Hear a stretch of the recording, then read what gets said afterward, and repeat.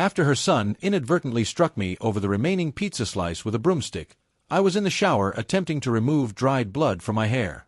"Never again will he dare to shoot for your neck if you flinch," my wife whispered as she leaned in. I grew furious and remained silent. I had a lot of missed calls on my phone this morning. "Please pick up," they begged of me. My family is going absolutely bonkers about my texts, and I'm trembling as I type this out on my phone to some random Duncan. I have been Fiona's husband for 3 years. Jackson, who is 16 years old, is her son from her first marriage to Arthur. Actually, the first year wasn't bad at all. Jackson kept to himself, but showed sufficient respect. On occasion, we would meet together on the weekends to play games. Not much, but it gave us a sense of accomplishment to know that we were making progress. My sincere attempt, dudes. With this child, I fucking attempted. Something altered around 8 months ago. Got the hang of things slowly. I reminded him to perform the tasks, but he forgot. Destruction of the living room ensued as he responded verbally. Teenagers, what's the big deal? Things didn't improve, though. After his mom left the house, he'd accuse me of being a rent-a-dad or inquire as to when I was going to move on, just like everyone else. This is not a fabrication. With Fiona, there was always an explanation. He is merely adapting. It will pass. He has a strong aversion to masculine roles, etc. She would get defensive if I tried to bring it up in conversation, so I ended up apologizing instead. City with a red flag, but I was buried too deep to see it clearly. Now let's go to 3 days prior. My 12-hour shift ended late, and I arrived home late as a result. Quite exhausted. Had skipped lunch. The fridge contained a solitary slice of pizza that had been eaten for dinner. Just one. Cut into slices. Jackson stomps in, demands my meal, and I've already heated it up and sat down to eat. I haven't eaten since I worked for 12 hours straight. Sort of like cereal or sandwich fillings. That guy. The pizza was purchased by my mom. No, you are not. This is me, attempting to maintain composure. Actually, yesterday I used the money from the groceries to pay for it. That guy. So what, dweeb? I ignored him and took a bite. Next thing I know, there's this crack across the back of my head. The little shit whacked me with the wooden handle of our broom. Hard. Down I went. I felt blood dripping down my neck as pizza flew flying. Incredulous, I spun around to see Jackson standing there, his mouth slightly agape as if he were suppressing a chuckle. That guy. My bad, I'm sorry, dude. The broom lost its grip. The broom lost its grip? In the midst of what? Sweeping the ceiling behind me? Right. Fiona runs in and sees me wounded. Does she make sure I'm all right? No way. Initial utterances from her lips. Jackson, what was his behavior toward you? Listen up, dudes. She's worried about what I might have done to Jackson, even though I'm bleeding profusely. I was speechless from shock. Jackson played innocent, saying he was just cleaning, and the broom inadvertently flew out of his hands. Fiona believed him instantaneously, didn't even question it. She snatched a few paper towels, flung them at me as if I were an annoyance, and admonished me to tidy up before I stained the floor. Fleeing to the restroom, I stumbled along. I had a 3-inch cut on my skull and it was bleeding profusely. My head was pounding. Most likely required sutures, but that's okay. After doing my best to wash off the blood, I went to bed and didn't say a thing. Even Fiona failed to come and see how I was doing. Jackson smirked during breakfast the following morning. As if nothing had transpired, Fiona pretended. Even though I was still lightheaded when I left for work, I had no other choice. Later that night, I hurriedly rinsed my hair in an effort to remove the dried blood. No exaggeration when I say that stuff sticks. Standing there, I close my eyes and feel the hot water pour over my head. I open my eyes to see Fiona standing at the shower door, staring at me with this strange expression as I wake up from my trance in the bathroom. She draws nearer to the mirror and utters the words that shifted the tide. If you remain unflinching the next time, he may target your neck. She sounded as tranquil as if she were reading me the forecast. After that, she smirked, took out her facial moisturizer, and left as if nothing had happened, like she hadn't just said her son should attempt to murder me the next time. I let the water run till it became chilly while I stood there. 1,000 miles per hour, my thoughts were racing. Am I mistaken? Was it a cruel joke? However, the expression on her face, it was taken quite seriously. I checked my phone after getting out of the shower and noticed a notification. Just as Fiona was about to delete the message she had written to Jackson, she inadvertently forwarded it to our family group chat. However, I had previously watched the trailer. He acts like a complete coward, bleeding profusely. At that moment, a part of me broke. It wasn't that anger flared up, rather, it was more like, all the dots fell into place at once. I didn't see a family here. 2 people who despised me were funded by me. That night, I acted normally, but I rummaged through Fiona's phone as they watched their shows. Her password is obvious to me. Every single thing she does is with the same one. The birthdate of Jackson. I felt physically ill after seeing what I did. Her and Jackson have sent me hundreds of texts in which they make fun of me. She was trying to get him to push me to my limits. Despite his disrespectful behavior toward me, she kept congratulating him, nice job. Nevertheless, things deteriorate further. Arthur, her ex-boyfriend, isn't quite the slacker she made him out to be. She has been withdrawing funds from our joint account for months. They haven't cut ties, and she's been juggling roles. I discovered her meal ticket and a short-term fix in texts she sent to her buddies. Until she and Arthur resolve their differences. For the past 3 years, I have only served as a stopgap measure. After that, there were the images. Her friends received dozens of images of my personal belongings along with remarks about their value. The baseballs I have signed. The timepiece that belonged to my dad. Immutable possessions. Before going to sleep, I returned her phone to its original condition. She slept soundly next to me as I laid there for hours, plotting our next move. My day yesterday was devoted to documenting everything after I called in ill. Statements from the bank. Images captured from the screen. Emailed them to myself and then erased all traces of it. Picture documentation of the cut I sustained to my skull.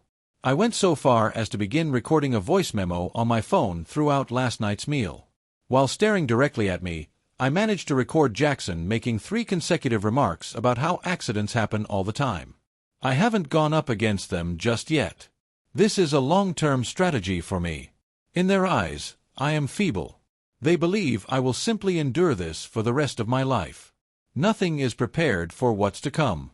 I got up and departed before they did this morning. I spent hours driving about, plotting and strategizing. I borrowed some money from a friend. After that, I allegedly frightened the 2 of them with something I did. I slept for 6 hours without using my phone.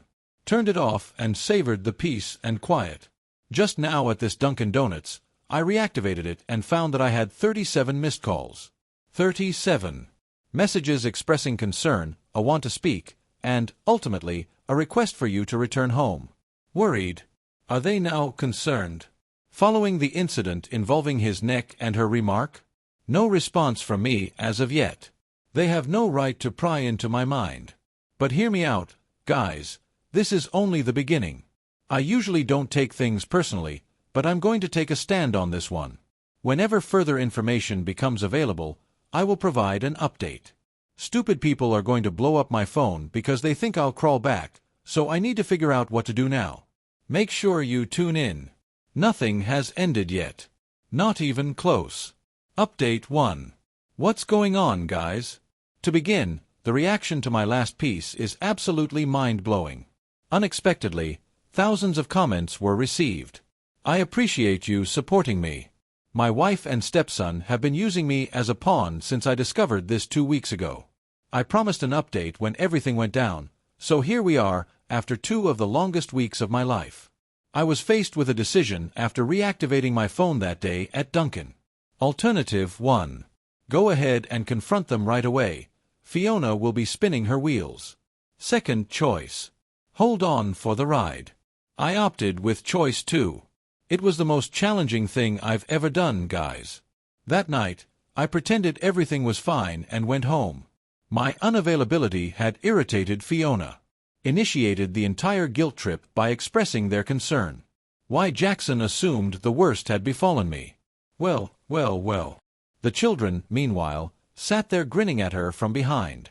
I merely nodded and explained that I was assisting a friend with moving furniture and that my phone had died. She was unconvinced, but that's well. I launched what I like to call Operation Get the Fuck Out that night as they slept. Funds must be prioritized. I created a new account the following morning at a different bank. At work, I updated my direct deposit method. I informed my supervisor that I needed it done immediately, and he proceeded without inquiring. "Excuse me, Mike, but you are the real deal." After that, I began to meticulously check over our family's financial records. The truth was even worse than I had anticipated. I had no idea that Fiona had opened 3 credit cards in my name while she was secretly funneling funds to Arthur. The number 3. This is serious. Her intent had been pure. Her inbox received the statements. I avoided collection calls by making the minimum payments on time. But by the time she and Jackson were through buying crap, she had spent nearly $8,000. Stylish apparel. Various items related to gaming. A weekend getaway that slipped my mind.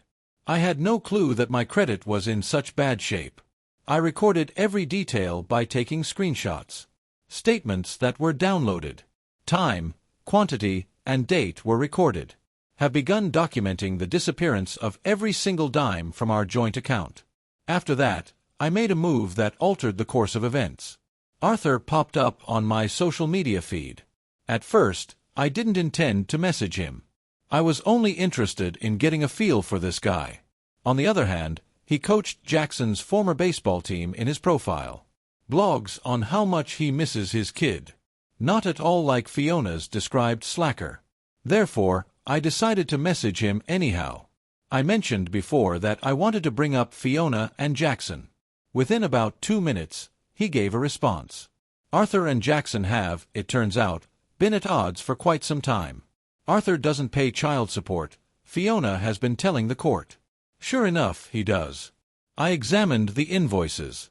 His verbal aggression is a major concern. No, he is unqualified. However, she has been poisoning Jackson against his own father by telling him that his dad doesn't want to see him. Arthur forwarded me screenshots spanning 3 years in which he attempted to schedule visits that Fiona rejected. Fiona never sent Jackson any birthday wishes. According to the records, he has always paid his child support on time. My head was absolutely blown, dudes. This woman is absolutely brilliant in a sinister way, turning us all against one another. Hold on a second. Things improve. I uncovered Fiona's previous laptop while rummaging in our home office. Encrypted, although she consistently uses the same passcode across all of her accounts. Recall that it was Jackson's birthday? The jackpot. 6 months ago, there was a hidden folder full of pictures of her and Arthur. During our marriage. Those pictures weren't casual either, if you get my point. At last, I had evidence of financial deceit. Using my name on credit cards. The heist. Theft from the joint bank account we have. Using deceitful means. She lied to the courts regarding her ex. Insisting that her son should hurt me physically. I was far from prepared to fire, though. More was required. A tiny voice-activated recorder was my purchase. $400 on the internet. It got here the day after that. Placed it beneath the coffee table, where Fiona and Jackson often congregate while I'm not around. Ran it for 3 days without stopping. Listening to the tapes, dudes, nearly made me sick to my stomach. The manner in which they spoke about me when I was absent. "I am Fiona's walking ATM," she says. As he recounts his broomstick attack on me, Jackson bursts out laughing. If Fiona wanted to get away from the loser, she could have told Arthur she was trying to win her back.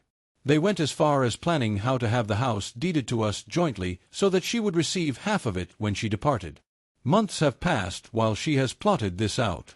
The audio recorder captured Fiona chatting on the phone with someone, likely her friend Wanda, who said that the investment, i.e. me, wasn't yielding the desired results since I was very cautious with my finances. That, when we tied the knot, I wasn't as loaded as she had assumed. Sorry, Fiona, but I don't have any kind of trust money. Even though I was fuming, I pretended to be a normal spouse at home because some of us really work for. In the midst of preparing supper. Sharing a television show. Being in bed with a lady who was actively trying to steal from me was a nightmare. After that, something clicked.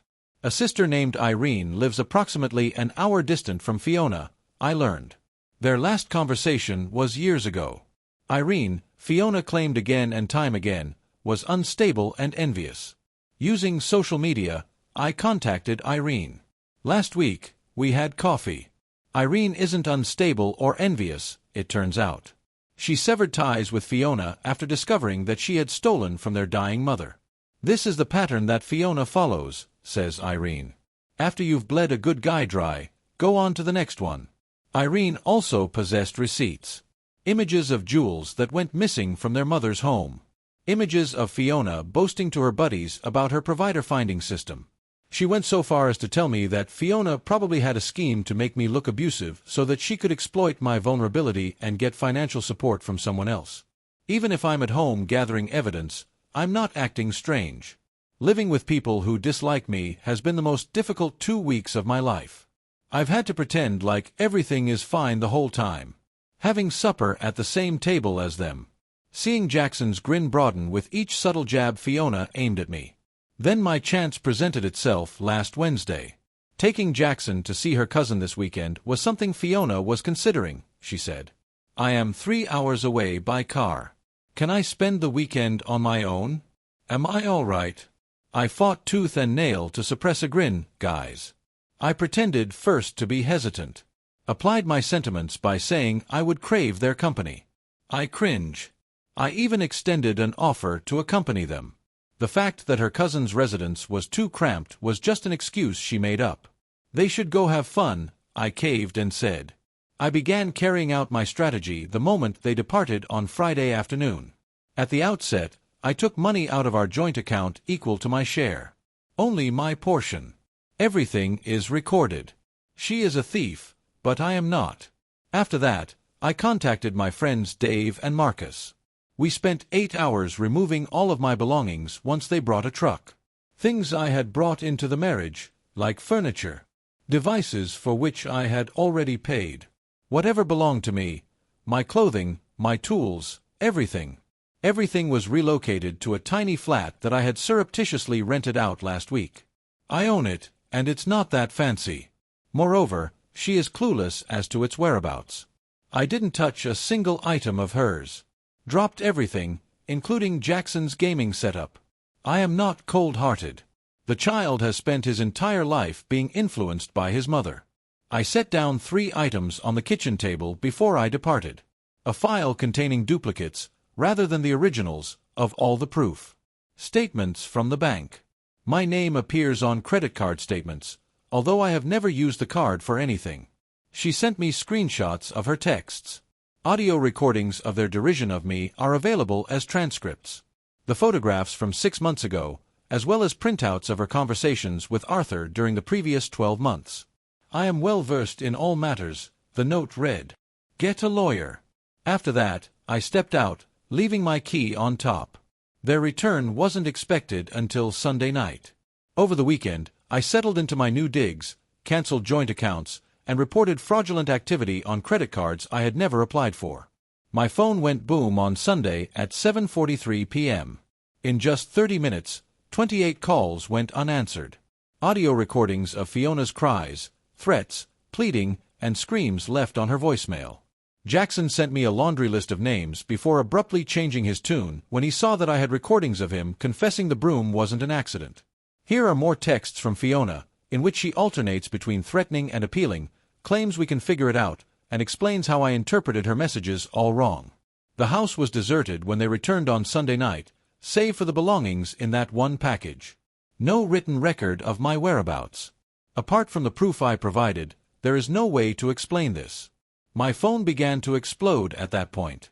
2 days have passed. Not a single communication has gotten a response from me. Do not interact, according to my lawyer, who received one last week. A lot of things now go through him. Fiona's most recent strategy.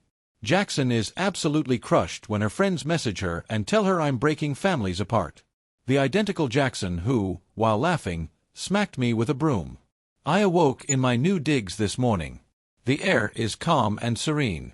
Walking on eggshells was a thing of the past. It hadn't happened in months. My friends, this is far from done. When the actual consequences set in, we'll get to part 3. For the time being, Fiona believes I'm simply trying to get out of here. The future is completely mysterious to her. Thanks for coming along, my friends. We are on the verge of a storm. At long last, here is the update. Hello, my friends. You wouldn't believe how much has happened in the month since my last update. This went considerably greater than I anticipated. I had to off phone alerts. I am grateful for all the help. While I was going through some tough nights, reading your comments helped me not to second-guess myself. Where do we even begin? I noticed an unusual lack of sound in my new flat the day after I departed. My location slipped my mind for an instant. That intense fear you feel for an instant when waking up in a new place. Then I realized it. Absolutely no Jackson stomping about. No more theatrical sighs from Fiona as I turn on the hot water. Complete silence.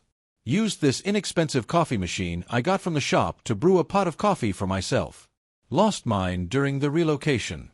Lie down on my air mattress because I still hadn't made my bed. Enjoying a cup of coffee. Being able to see the sun rise via partially open blinds. And I finally felt that burden that had been pressing down on me for so long crumble away. Following that, I looked into my previous mobile device.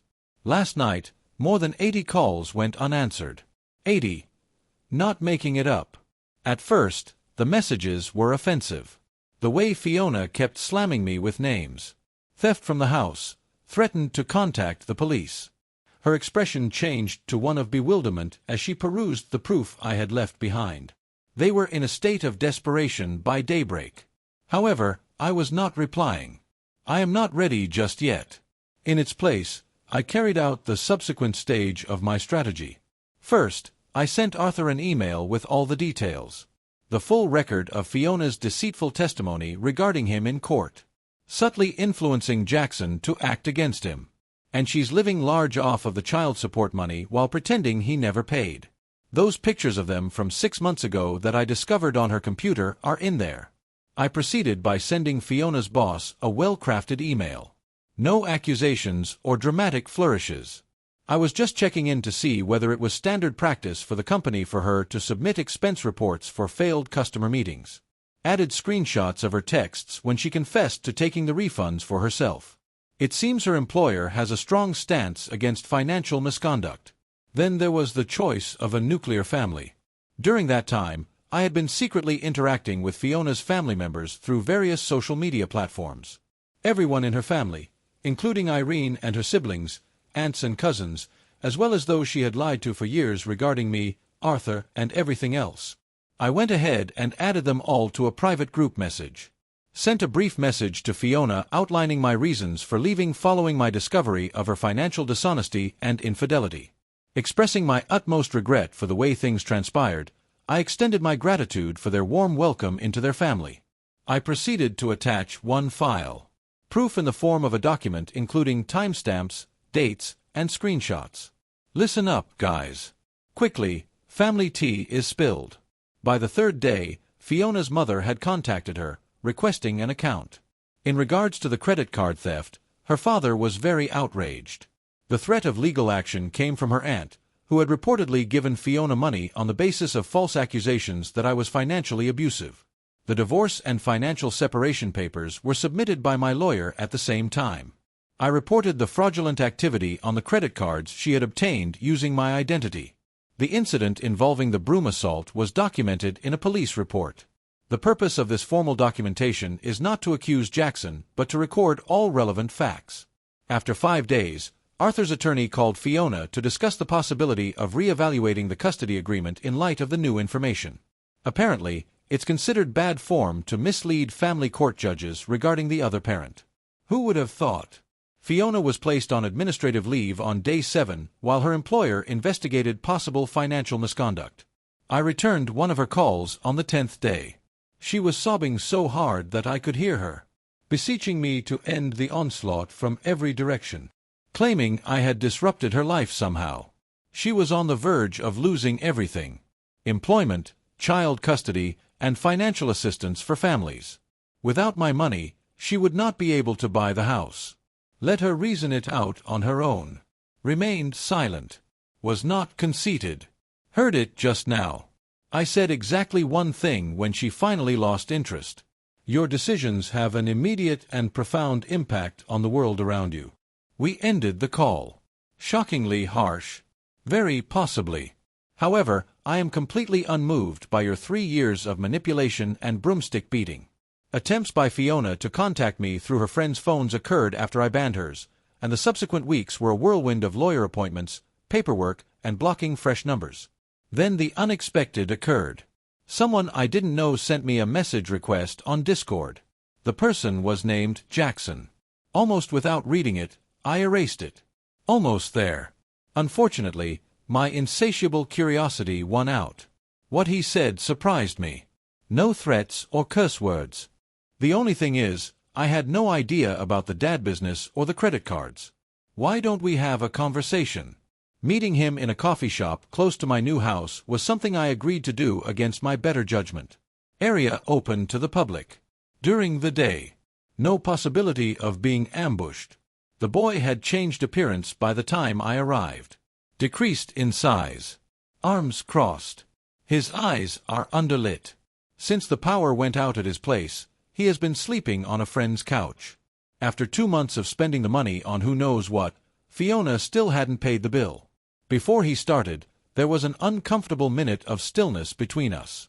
Claimed his mother had fed him false information about Arthur for a long time. Arthur went out to him personally after I departed. Gave him evidence of every time he had attempted to see Jackson, but Fiona had blocked his path. Astonishment engulfed the child.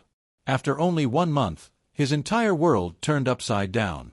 Finding that your mother has lied to you about nearly every aspect of your existence. It's tough at any age, but 16? Oh no. It wasn't an accident, he said, when he whacked me with the broom. Apparently, his mother had been nagging him to push my limits for months. Bring out my worst emotions so she can use me as a villain when she leaves. What caught me off guard the most? He did, in fact, express regret. Not just a hollow expression of regret, but an honest acknowledgement that he was mistaken. He claimed to have been so enraged that he had simply directed it in the direction his mom indicated. I didn't immediately pardon him or anything. Assuming it actually occurred, that will require some time. I did, however, express my relief that he was re-establishing contact with his father. It was discovered that Arthur had requested immediate custody. While Fiona attempts to dig herself out of her hole, Jackson is now staying with him. Regarding Fiona, karma is more than just a grouch. A complete kennel. Once her parents discovered her theft from her grandmother's retirement account, they took action. That seemed to be the final straw. She has been totally isolated. Following a more thorough assessment, her suspension from work was upgraded to termination, which could lead to legal ramifications. Surprisingly, she had been skipping mortgage payments for months and keeping my contribution for herself, so the house is about to go into foreclosure. The receipts I provided with her family have gone viral, but she has been attempting to portray herself as the victim on social media. Her story is no longer believed by anybody. According to what I've heard, she's staying with Wanda and is making ends meet by selling her luxury bags online. Those were the very bags she purchased using my name on the credit cards. Ironic, indeed. Not my lawyer, but someone else served me with divorce papers yesterday. Fiona was able to locate an affordable lawyer who agreed to represent her. What a ridiculous filing. Using the pretext of emotional pain, I am seeking alimony, half of our assets. As soon as the judge finds proof of fraud, my lawyer says it will be dismissed. Where do I stand now? Yet here I am, in my little abode. Elevated from an air mattress to a genuine bed. Got the most of my belongings in order. 3 years of gaslighting takes its toll on the mind, therefore I began treatment last week. Dating? Not at all. I am not yet prepared to face that minefield. First, I need to *CK my own brain. Strangest of all, everything feels so normal now. Preparing my own meals in a peer-free environment. Enjoying my favorite shows on television. At home, I am not going to tread carefully. Last week, I ran into Jackson and Arthur while I was shopping. Civil, yet awkward as all get out. Counseling helps keep the child in school. The lady who nearly destroyed me also cheated on Arthur, who seemed to be a good guy. Can we call this a wrap? Almost there. We expect the divorce to be finalized in the next several months. There is an ongoing inquiry into credit card fraud. Day by day, I'm tackling it. My friends, I am about to share with you an emotion I never thought I would experience again. Calm down. Peace, plain and simple, without any frills.